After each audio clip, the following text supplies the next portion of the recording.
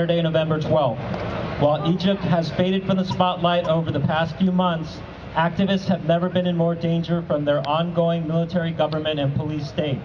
Several Egyptian activists have been imprisoned using open-ended sentences, including Ala Abd al-Fattah by the military of Egypt, which is trying to stifle the revolution and has been using repressive tactics to do so.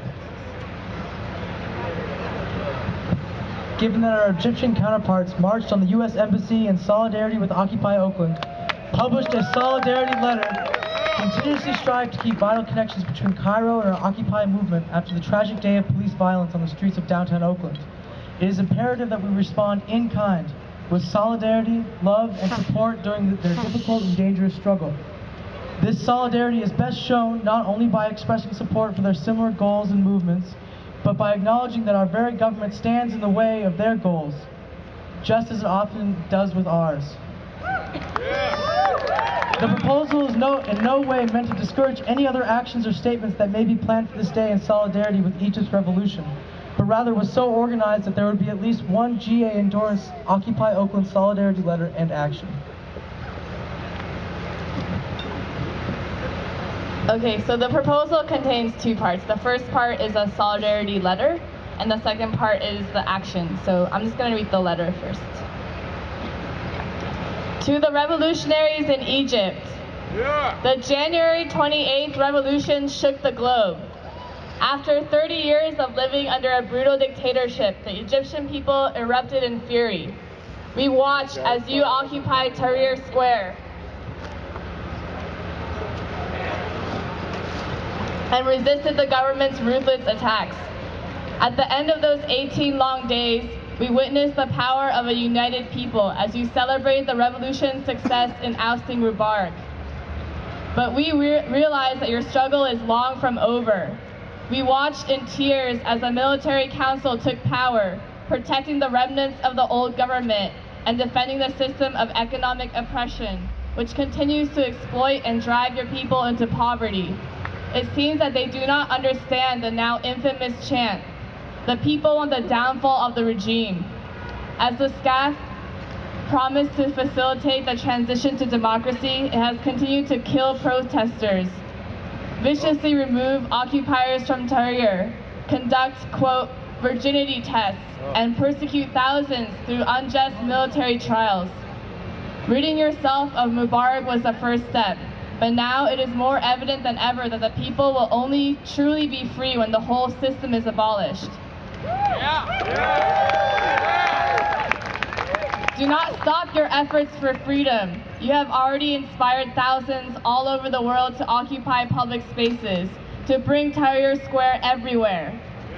These liberated spaces have provided food, shelter, protection, and education in a way that capitalism never can and never will.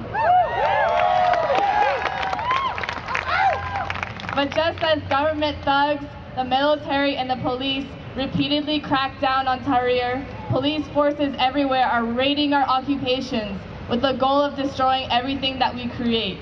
It has become clear that if we build shelters, develop safe spaces for people of color, women, the poor, trans, and queers, if we set up open kitchens, create free schools, if we attempt to imagine a world without capitalism, we will be quashed by the capitalists and their army of police. And so, we stand with you. We are you. This generation has come to understand that we have no future in the current state of things. From Oakland to Egypt, there is only one chant. The people want the downfall of the regime. Oakland has fallen in love with the Egyptian revolutionaries. And from Oscar Grant Plaza, we are standing with you. We are standing with you against all military trials, the repression of the government, and this system which plagues all of our lives. Continue your resistance, strengthen your revolution, and do not be discouraged. You are the ones, after all, who have shown us that another world is possible.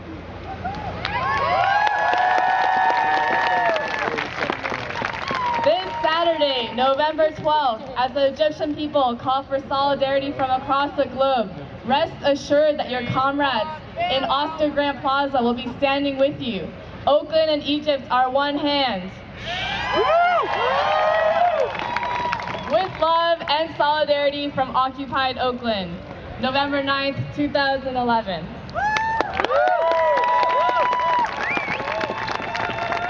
Okay, so that's part one. That's the letter that we were asking you guys to endorse. And then the second part is a solidarity action. And that will start on Saturday with a rally at the plaza at 4. Plan to march by 5. First to the federal building where people can speak about the U.S. government's complicity in the repression of Egyptian people. And then to the Glenn Dyer detention facility to connect the imprisonment of political prisoners in Egypt to prisoners in the U.S. and everywhere. Thank you. So this is the exciting part, right? So we welcome the proposal folks to stay on stage, but now we are going to take 10